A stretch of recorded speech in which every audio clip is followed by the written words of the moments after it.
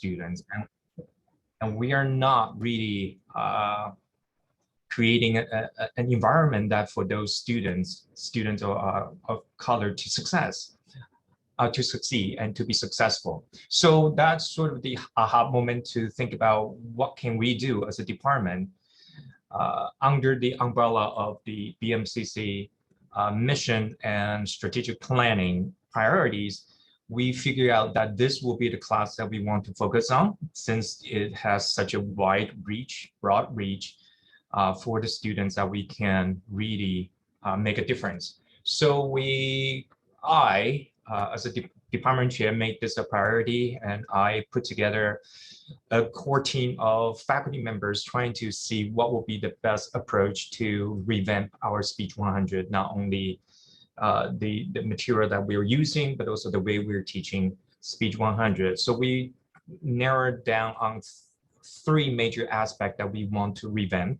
One will be our syllabus. We want to equitize our syllabus so that the students, especially students of color and students who are first generation college students, they will be able to navigate BMCC in general, and also this particular course, Fundamental of Speech in particular.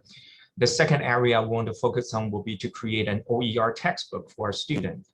And the chapters that we want to include in the OER textbook will focus very much on equity, inclusion, and racial justice under the umbrella and the theme of public speaking. And the third aspect is to infuse culturally responsive pedagogies and anti-racist pedagogies and trauma-informed pedagogies to really change the way, pedagogically speaking, how we teach the content. So those are the three main focus. Oh, by the way, also one of which is to also include the digital side of enhancing our learning and students' learning in these Speech 100 courses and sections. So we got together, with the collaboration with our partners, we had the funding to really support this particular endeavor, which wasn't supported by the colleges because of the budget crisis, enrollment crisis, and all that. So we are very lucky to be able to pay the adjunct faculty members that we need to heavily rely on to teach these 200 sections of public speaking courses. And that's a big deal breaker, is that if we cannot get buy-ins from adjunct faculty members, we won't be able to revamp what we teach in Speech 100. And I do see that as an equity issue if we do not compensate our adjunct faculty members for their work to really change the way they teach this particular course. So that is how we started. And I know that I'm taking a little bit too long. I will give you particular examples on how we did it, or we are doing it right now as we speak, and how the specific approach that we do inside the classroom and how we revamp the way we teach Speech 100 in particular. Thank you. Thanks, Vincent. And then James, would you share how you came to the conclusion that this work was imperative, and how your institution engaged in this work? Yeah, so at the Community College of Aurora, we had the opportunity for the Center for Urban Education at the University of Southern California, which was founded and led by Dr. Stella Bensimon, to come and actually implement the equity scorecard with us.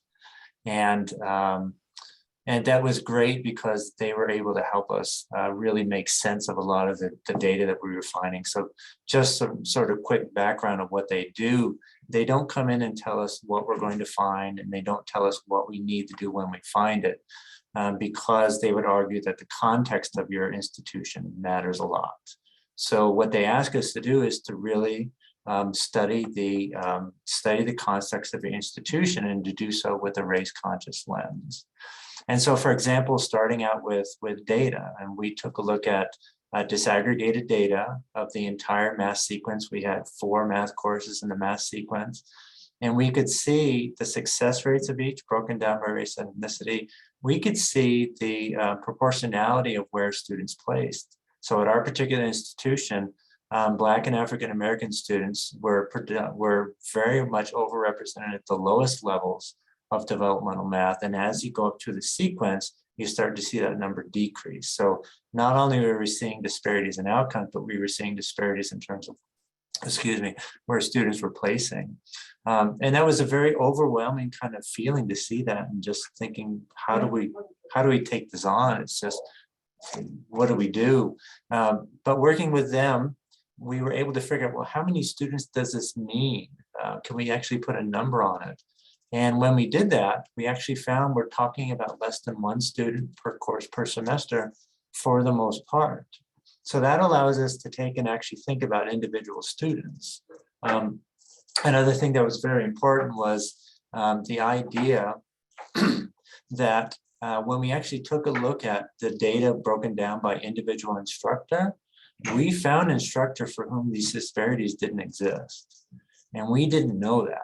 We didn't know who the instructors who had inequitable outcomes. I certainly had inequitable outcomes, but we had instructors who didn't. And so that crystallized in our mind that we're not talking about needing to invent anything, that the solutions for this already exist, and they exist within our institution. And so that led us to doing inquiry of things like sitting in classrooms and doing observations, doing syllabi review, deconstructing assignments. So we spent a lot of time of studying each other, sitting in each other's classroom, looking at each other's practices, and we spent a lot of time of talking about individual students. And so we may have found something along the lines that, one of the most powerful examples was, the Community College of Aurora primarily serves two school districts. One is predominantly Black and Latinx, and one is predominantly white. And we invited the math coaches for those districts to come and talk about how they actually teach math. And they teach math in very, very different ways. And what we found is that the way most of our faculty taught aligned with the white school district. Not only that, but our faculty tended to be very dismissive of the way the Black and Latinx school district taught, very judgmental of it. And so if you can imagine the impact of students coming in, what seems like something that's race neutral, it was Black and Latinx students who are more often hearing from us, you should know this already. When what we were really saying is, why don't you know how to do it the way I know how to do it, right? And so what that meant for us is that we were able to study the way the school districts taught. We were able to adjust. So this is what I mean by the context. We really had to understand the context. And what we found was that the students who were coming in, that we were creating the narrative that they are underprepared and they don't care about college, all these things that we say, we were finding that we just didn't know how to teach them. And when we started to learn how to do that, because we're talking about one student per course per semester, which when we do it that way is not an overwhelming thing, we were able to get some pretty significant changes, not just in terms of outcomes, but also in terms of when faculty start to feel like they can reach students in ways that they haven't before, then they feel a sense of empowerment. The sense of fear changes to a sense of empowerment. And then the whole world opens up in terms of what you're willing to do in terms of studying yourself and changing your practices and what you're willing to do to help students.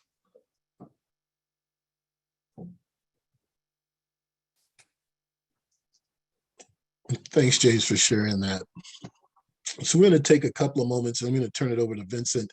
We're going to share some evidence-based instructional practices and digital tools that enhance student learning and equitable outcomes. And so Vincent's going to share how he's using these culturally responsive digital tools and technology to address equity within the courses that he's overseeing.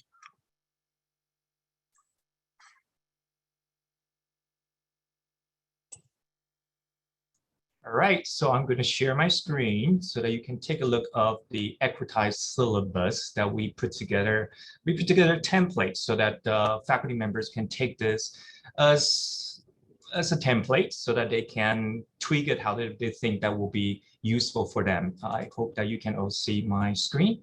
So this is the revised template. a lot of what we had before only served the purpose for the institution such as BMCC so that they are hitting all the required elements without having any legal trouble for our students. So it sounds very legalese. So we try to change the language. We're trying to make it more accessible. We also trying to set the tone right from the start with a land acknowledgement statement, also the mission of the college. And then we make it a little more colorful with quotes, with pictures, with speakers of color to somehow really make this as inclusive as possible.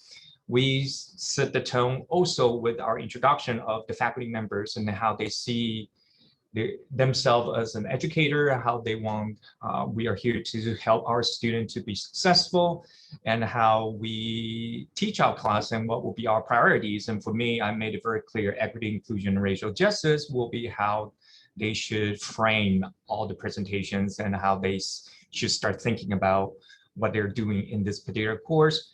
And I'm going to go very quickly to one particular assignment that I do. And I do think that this is something that can be used in any courses.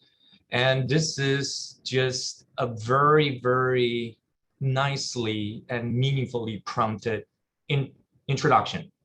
So the first assignment I ask them to do is always this "Who am I" assignment. And I guide them through the process of selecting any questions. So there will be 2 questions from each categories that I want them to hit. One area is their names, one is their identities, one is their values, one will be their goals.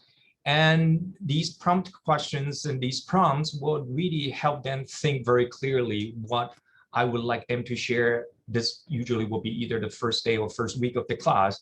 So for names, for example, what is your given name? Who gave you a name? Why do you dislike your name? Prefer name, other names. So in a way, I'm trying to bring in the cultural aspect, the linguistic aspect of just in their names and how they can somehow share with their fellow classmates of who they are just by picking and choosing the questions they want to answer. I do think that the second one is the most culturally responsive prompt that I can have to ask them to really think about their identities, to share their lived experience, to really think about the impact of stereotypes that they have experienced, whether or not they got into any conflict or trouble because of their identities and why. So that will be a very easy prompt for them to start sharing a lot of things that they might have experienced that other students might not be aware of, that I want them to start from the first day to be able to share that and also be able to listen to that experience. Then the values and the goals, of course, you will see not only differences, but also commonalities that these students share. So I want them to, at the same time, acknowledge the cultural differences, but also to really know the commonalities and the similarities that they do share that they can somehow relate to. So that to me is an exercise that can be easily translated to any other all the other courses. The second assignment that we really do sort of as a new way to teach Speech 100 is to start to have group project that not only just to talk about or develop any topic for informal speech. For our cohort, we want them to start thinking about their community as a place for them to do their exploration and research. We have seen a lot of data on how first year is the most important year to decide whether or not someone is going to be successful. Actually, the first 6 weeks will determine that. So what we're trying to do is to infuse the first year experience into, or orientation, so to speak, into Speech 100, because this is one of the first classes that students will take. And at BMCC, we don't have a required orientation or first year experience course for our students. So we trying to fill that void.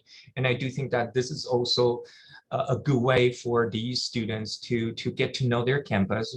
In this particular case, we asked them to do research on one, as a group, one of these support services or support programs here at BMCC. So they get to meet the staff, they get to interview them, they get to know who are the students benefit from this particular program before and do a report as a group in the classroom. So with 5, 6 different groups, you get to learn 6 different offices already, just with that particular presentation. So again, that's sort of infusing the first year experience into our Speech 100. The last one I want to share very quickly will be, we are trying to use digital platforms such as StoryCorps to help our students to scaffold their speech in such a way that will create a podcast program at the end of the semester. So we scaffold in such a way to listen to one of the podcasts, and then we want them to model how they form their topic sentence, their purpose, and the interviews that they have done to put together this particular podcast. And then they start from scratch of their own project of who would you like to interview, how you're going to put that into an outline, how you're going to then transform that into a podcast segment, and then they upload. And this is a community voice, the stories that might not be heard in the mainstream discourse, because our students' stories tend to be neglected or somehow marginalized. So we want them to feel not only that this is an assignment they do, this is also an archive for their own stories that can be heard and can be shared with a greater community through the StoryCorps Connect. So that is the digital side of it, and we're trying to make that something students will find meaningful, something that they can bring with them as a portfolio as they're applying for school or they're applying for their jobs. So those are the 3 things I can share with you at this point. Right. Thanks, Vincent. I really appreciate how you're being intentional about bringing in the student voice, also their lived experiences, and centering the students in this digital tool and being able to use technology to support them as they engage in your class, and really providing them a way to have equitable experiences. We did have one question about the syllabi and how could this be incorporated in STEM courses? How could someone translate this work into STEM? And I know that's not your area, Vincent, but I think James probably would know how to do that. Yeah, I mean, I can share my syllabus if we're going to be sending out opportunities, but you know, there's a lot of narratives around science and math about what they are, sort of what the culture is and how they have to be done.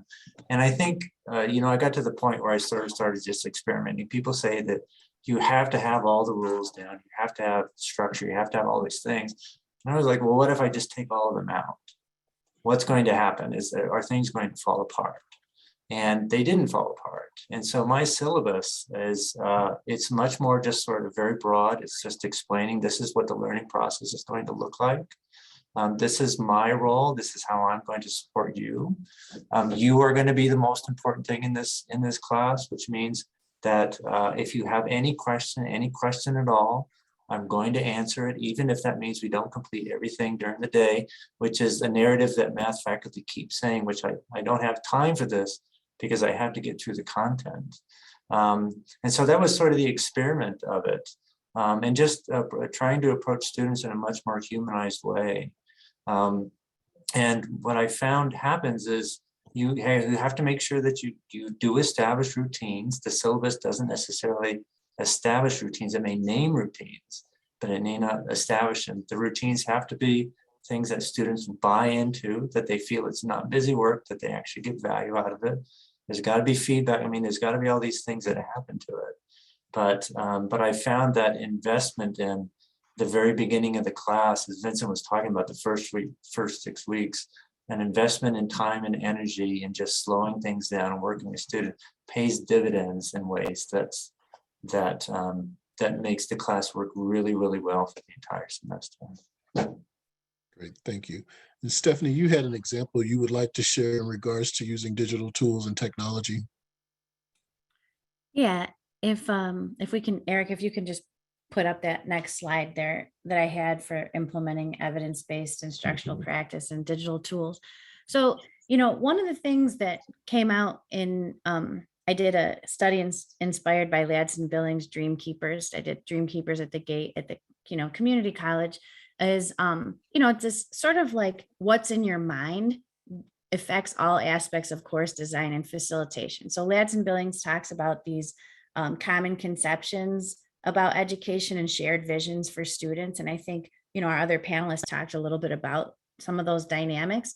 Well, one of the things we did is we had a small group with Gateway English 101, 102, just go through an experience so that we could get ready to make that experience better for everyone or available for everyone with models and with examples. So just with our small group that did a course redesign where we intentionally, applied equity pedagogies and digital technologies, we saw immediately in the data that students were having a more positive learning experience in terms of how they perceived the learning experience as more relevant to their interests and what they care about. We saw right away that the students felt more satisfied overall. We even had some more data about their, feelings of motivation. And I really think this comes, largely from efforts to provide access to materials, not only during the class, but also, to use technologies to have a pre-recorded version, also recording parts of the class that you think are relevant,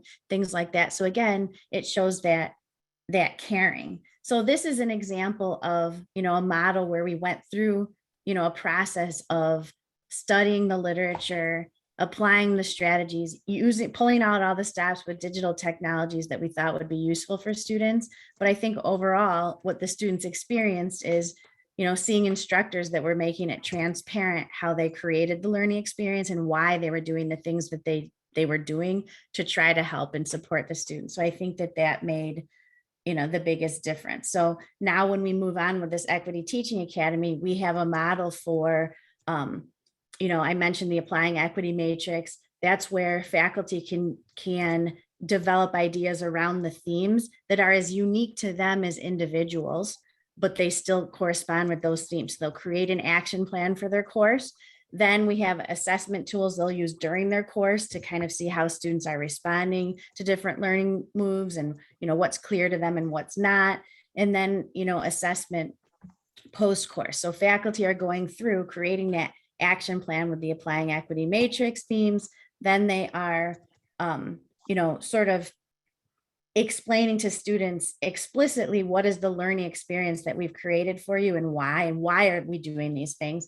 And I think what that course redesign experience allows faculty to do is take all the sort of things that they've learned about or done, here and there, and then do them all at once in a concerted effort, but make sure you're explaining them all, to the students really well. And so now we've developed that cycle that faculty and teachers from our high schools are going through now, where there is data that shows that it works.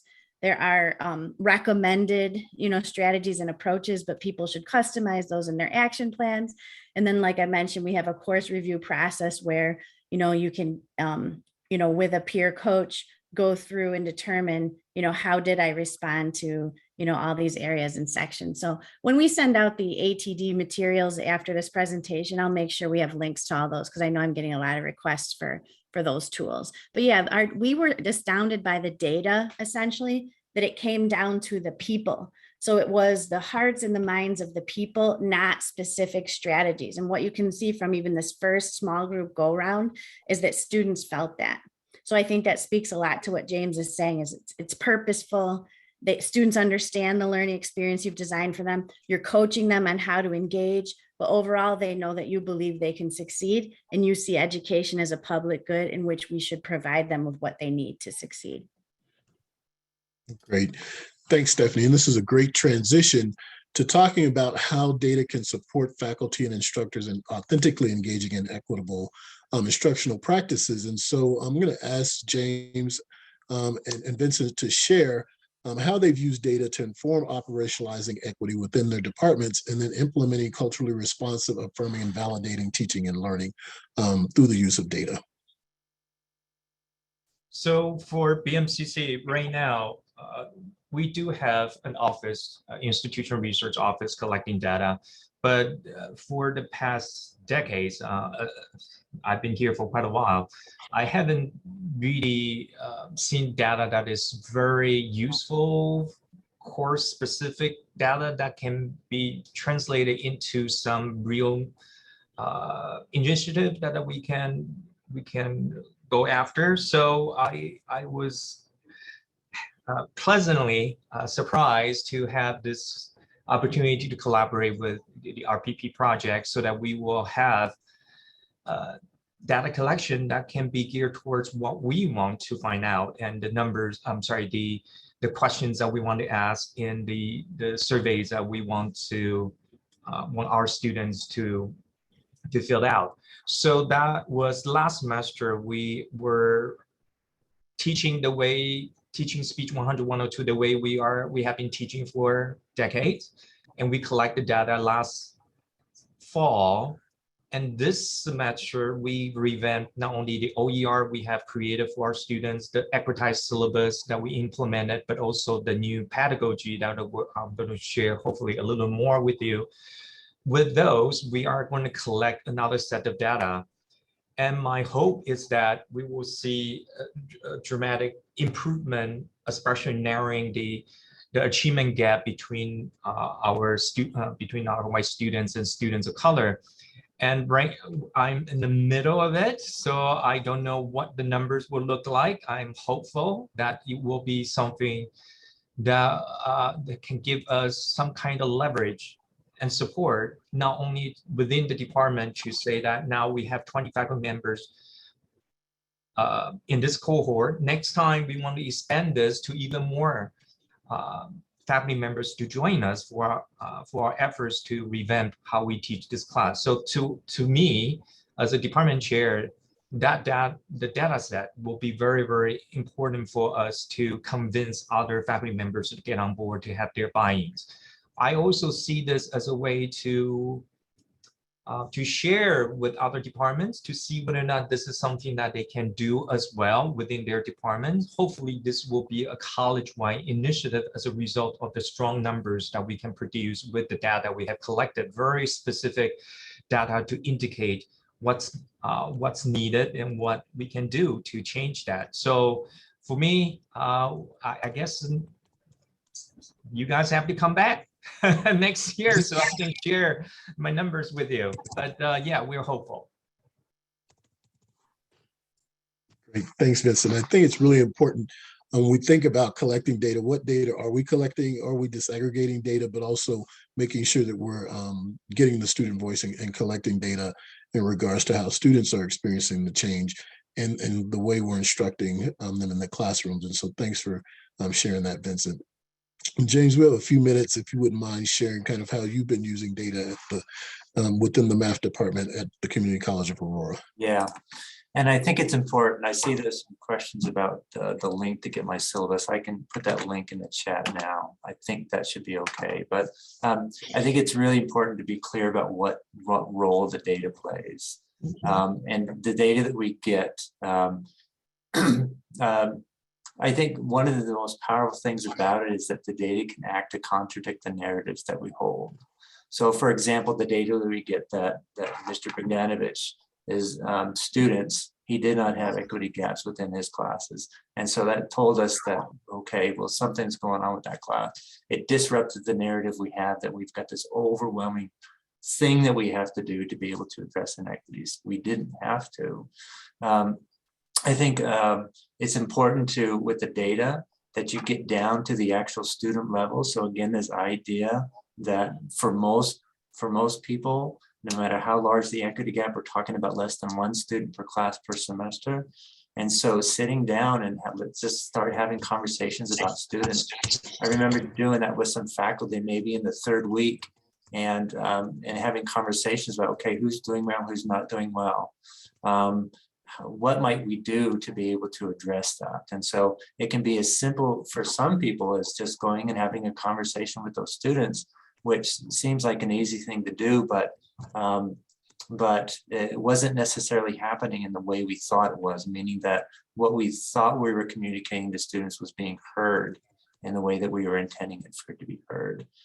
So just having simple conversations. And I think, other examples of data, I think it's really important to note that, sort of a shortcut way of thinking about equity is that even when our practices are working really well for a lot of students, it's not working for everybody. Sort of have to have that as a habit of mind. Racial equity looks for racial disparities within them. So even like day by day, looking at my grade records and looking at who's turning in the homework, who's coming to class, how are they doing on it, and looking for patterns within that. And being able to do that very early in the semester so that I'm not finding out that something is happening after the first exam is over, but I'm finding out about it about the second or third week of the semester.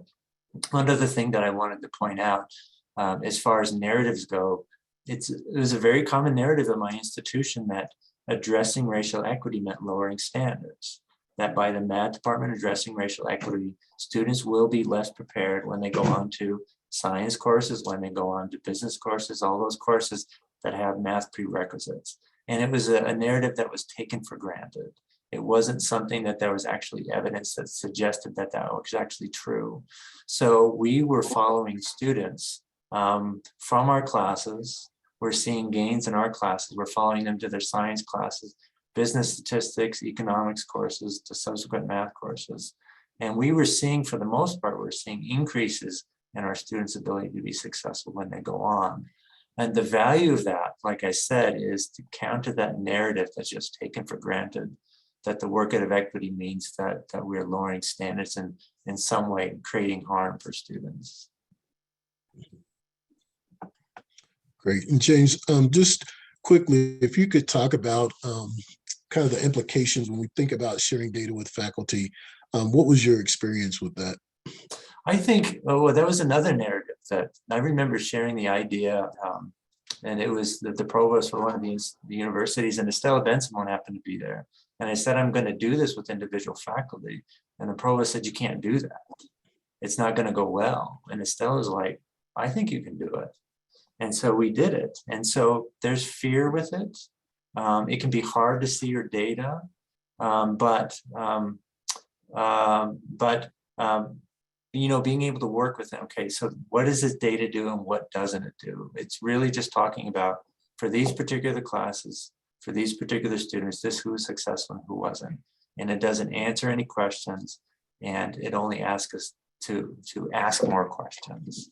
And so we really had to rely on a process in which we studied ourselves. And bit by bit, we put these, you know, sort of like a puzzle piece together. This is what I saw in the observation. This is what's being seen in the syllabus. This is what I'm seeing in terms of who's turning in homework assignment. This is what I'm seeing in terms of how this assignment was created and so on. And bit by bit, you get pieces to it that start to make sense to you. Okay, this is why I think the inequities are there. And so, like I said before, the other side of fear is empowerment, right? And when you get somebody to that point, then it's hard to be able to do your job, I think, without actually knowing what that data says. Right. Thank you, James. We're going to transition into outcomes, challenges, and opportunities. So when we think about operationalizing equity within teaching and learning, what does that really look like in practice? What does that mean when we think about transforming the student experience, transforming our teaching and learning, and transforming how students are engaging with those departments, and then really thinking about closing those equity gaps? And so what are some of the outcomes that you faced? What are the challenges? And we want to be honest and share with folks that this is difficult work. And so what do we do when this work becomes challenging? And then where are the opportunities as we move forward? So if I can start with the MCC, I think personally, and as the department chair, one of the biggest challenges, like many initiatives that we have been pursuing, is the inevitable preaching to the choir scenario that the faculty members who need these type of training and workshops the most are not the ones that were signing on. And the ones who do sign on for these initiatives, these are the faculty members already doing pretty well, and they just need a little bit sort of enhancement. So I do think that it has something to do the time that it would take for us to do this gradually, but surely, that we need to take it one step at a time rather than thinking that this is going to change overnight. from my perspective, the difficulty will be the faculty members, if they're hired without any of this as part of their quote unquote job descriptions, the pushback can be very difficult to overcome if they don't have the wills and minds and the interest to do what we want them to do with the equity, inclusion, racial justice initiative. Then it's especially those 10-year ones and those ones that already have nothing to show for or to prove. It's hard to get them excited. So I think numbers and data might help for them to join us. But other than that, there's really no either carrots or sticks that I can utilize. But going forward, as a chair department, when we do our search, I will make sure that equity, inclusion, racial justice, or culturally informed pedagogy, culturally responsive pedagogy, and the trauma-informed pedagogy or anti-racist pedagogy will be one of the job requirements. That's what I can do going forward, so that this will be somehow ingrained into not only the department, but also the institution, that these are the things that these are the faculty members we're looking for. These are the way that we would teach our classes. So going forward, I have something that I can somehow foster real changes. Now, at this point, what I can do personally as a chair is to share the data, not only the data that we're doing a good job changing this, but also the data of what we didn't do well in the past with those individual faculty members that I think need help, quote unquote, help the most, and hope for the best that they will see this as an opportunity for them to rethink how they're going to teach these classes going forward. And again, as I said, that there's not a lot of stick under my belt. I can only show them what would be the right things to do, and then maybe a little carrots if I can entice them with the stipends to join the workshop. So that's my experience so far. Mhm. Thanks. James or Stephanie, would you share your experience in operationalizing equity? What were the outcomes? I know you shared some of the things, the approaches that you put in place, but what were some of the outcomes, challenges, and then what are the opportunities as you move forward? Well, I was just answering a question in the chat about data. And, the person who posed the question was absolutely right. The first group that we used, to do the course redesign were people who were already in the choir. And we did that more to test and vet the program. Now we've got 24 people from across disciplines signed up, taking that course starting this week and doing the course redesign. But we want data from across disciplines. And you're absolutely right that the data will help us to increase buy-in. So another thing that we've done at Harper is create a new assessment plan in our Teaching and Learning Center with criteria so that we can, go beyond just tracking attendance and find out when you do participate in any of our PD, particularly PD, related to equity. The survey items now have both, checkbox and open-ended prompts, so we can better gauge how many are actually making changes in response to the PD. And then, for the equity programs, we have open-ended questions about, how they've changed their awareness and how they're going to apply these things. So, our essential question is not, are just people showing up, but are they changing what they're doing in ways that can impact the student experience and student success outcomes, and how can we know?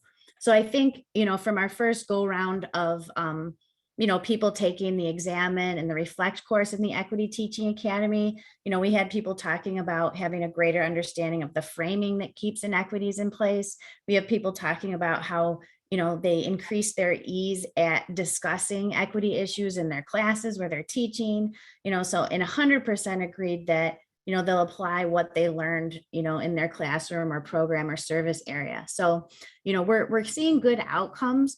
We use the Enacting Equity Course Review tool, which I did attempt to put a link to a Google Doc version of it in the chat, but we'll get that up on our website. We use that to review our longstanding Teaching Online Successfully course series. And then we added pedagogical considerations related to the research in equity pedagogies so that there's more of the why behind the how. And so I think as we increase awareness and build capacity in faculty through all these programs, we're going to continue to see student success. And we did see gains, significant gains in the performance of students in the sections for faculty who did take, that revised version of the courses and that teaching online successfully. For a challenge, we do have, not everybody on the same page in terms of when we do build things into processes and programs, particularly when they're contractual, do we want to center inclusive pedagogy into a rubric or a review tool? So for right now, it's PD, and we're recruiting people to come, and we're incentivizing it, with a stipend so that you get PD credit for taking the learning experience, but you can get a stipend for actually doing the work of course redesign and the assessment. And the assessment part is different than what we've done in the past, because we're actually going to be tracking with, student survey instruments and also institutional data on student success. So those are some changes that we're making so that we can better answer that question of how do you know? Well, we know based on the student experience, but now we want to have that hard data so that we can increase the choir and get more people to buy into this and make it part of our institution of what people do in their professional development. And maybe one day it does become something that institutionally we agree upon, has value, and that we, build into our faculty development processes for evaluation and promotion. But I think we're a long way off, because we have to first prove, through this data, which again, someone was asking me about, that we will make gains in student success.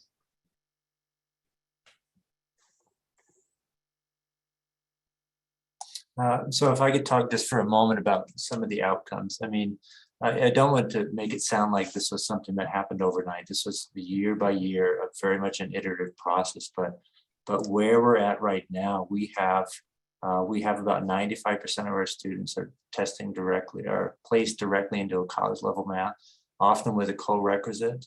When we take a look at the ability for students to complete their math within 1 year, so for the students who do enter the program, 75% of them are completing. I can't say that it's equitable outcomes. There are some patterns there that we're still trying to work through, but the disparities that we have are nowhere near what they have. We're literally talking about just a fraction of the student per course per semester now.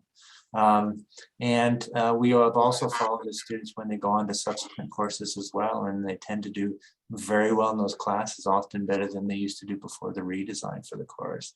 And I think as far as the challenges go to be able to get there, it was a constant challenge to believe that the students that we felt we had experiences with that were not being successful always had what they needed. And it was sort of our barriers that we were putting up and the ways we were asking them to engage. That was the primary explanation for why these disparities exist. It's this idea of being a first generation student, that you have a hard time navigating the systems of higher education. And it's not like you can go home and ask your parents to help you out with it. Well, I mean, that's what we went through. We went through a period where we didn't know how to navigate this. And it's not like I could go home and ask my mom, why do I have racial disparities in my classes? And what can I do about it? I was the first generation, as many of us were, first generation equity practitioners. And so it was very much an iterative process, but was the biggest challenge was disrupting the narratives that were so ingrained that we took them for granted and often didn't know that they were there. Great. We have about 5 minutes left, and so I want to open this up to our participants to ask questions. And I know that there were some questions in the chat, and so you can come off mute, or you can use the chat again to ask questions of our panelists. So if you want to speak your question out loud, raise your hand, actually, because this is a webinar, so you can't just unmute, or use the Q&A function or the chat.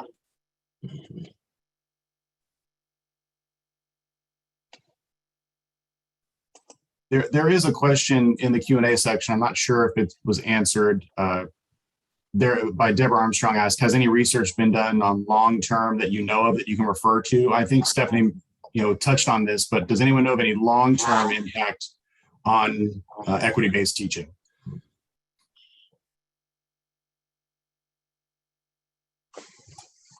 I don't know of any articles or research that has done that kind of thing. We have about 10 years worth of data right now that we have. We certainly haven't published it in terms of a research article or anything, but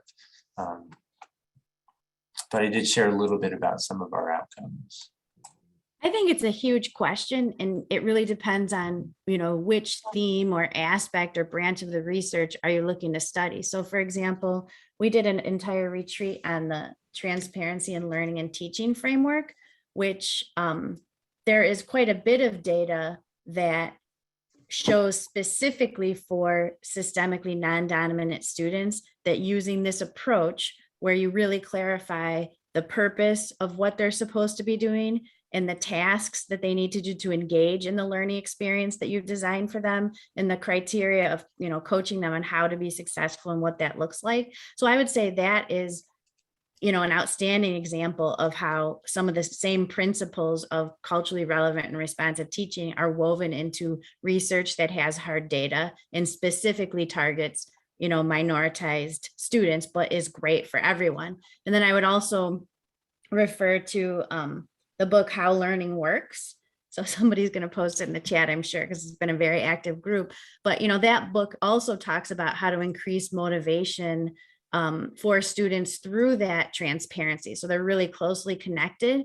But all of these themes that you're seeing, when we talk about humanizing pedagogy, and we're talking about, accessibility, and we're talking about belonging, there's all these different branches. And absolutely there's, research, qualitative and quantitative, that show that applying these principles work. So I think what we've learned through, to kind of synthesize from all the research is there isn't a set list of approaches for each discipline that are culturally relevant and responsive teaching. It really comes down to the educator's ability to create an experience where students feel supported, feel that sense of belonging, but actually are able to understand the learning experience you've designed. They have a high sense of value for engaging in the learning experiences because their expectancy is high because of the way that the learning experience is created and designed and our interactions with them. So yeah, I would say there's a ton of research, but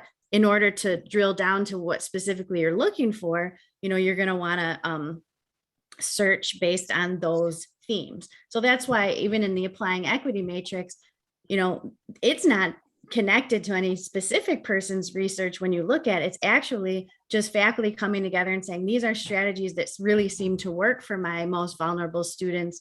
Let's list those out. Oh, okay, they developed into 6 themes. Here are the 6 themes. You could pick any one of those themes and you would find, a plethora of research that would support that that's a valuable, endeavor. So I don't know if that answered the question very specifically, but I would point you to those research on the transparency and the how learning works. And there's definitely people focused on higher ed, like Geneva Gay, even though I mentioned a lot Gloria Ladson-Billings, because she was more, earlier grades, but the principles that Geneva Gay and Ladson-Billings describe, those are good places to start for a focus, I think. Great. Thank you, Stephanie. I'd also recommend Dr. Zaretta Hammond, Culturally Responsive Teaching in the Brain. She's done lots of research around that, and so that would be another resource that you could definitely look at.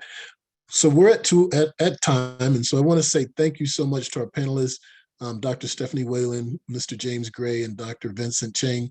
Thank you so much for sharing your experience as you all operationalized equity teaching and learning at your institutions and within your departments, and really taking a student-centered approach to this practice. And so thank you all for being here with us. We do have a couple of announcements.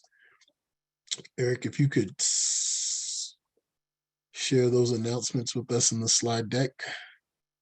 So we have our next Operationalizing Equity webinar on April 12th. That will be a Tuesday, 3 to 4 p.m. Eastern Standard Time. We'll be focusing on designing assessments through a culturally responsive lens.